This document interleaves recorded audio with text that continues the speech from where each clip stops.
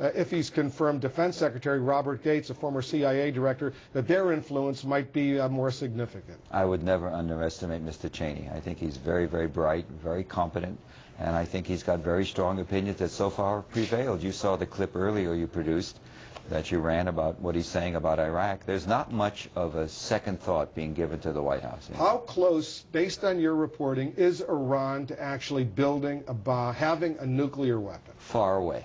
When you say far away, be precise. There's a new report that's the CIA, new assessment. And the CIA, by the way, has really become, under Mr. Hayden, is getting much more vital. They've done a very good analysis of the Israeli war in Lebanon. That hasn't been made public yet. They've done a new analysis that's probably maybe part of a national intelligence estimate soon. You're talking about General Michael Hayden, the new CIA director. Well, the stuff coming out of it, from what I gather, is really much more to the point. So what's the conclusion as far as how much time the world has before Iran actually has a bomb? The new study didn't say that. What it said is that we do a lot of very good things. We have tremendous people in the field, tremendous capability. We can do things that I don't write about and nobody should write about. We do very good technical things.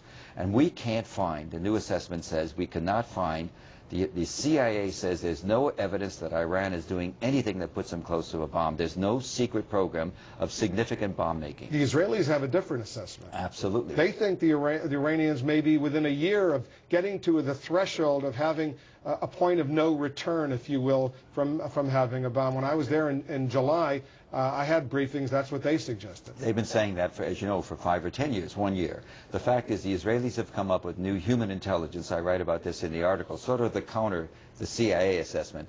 They've come up with an agent inside Iran. They have more than one.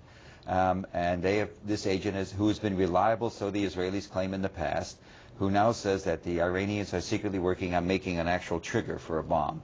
Even though they may not have any specific evidence, we don't have any specific evidence of a facility where they're doing this work. The Israelis say yes, they are. They're getting ready to start detonating a weapon once they get the fissile material, the enriched material.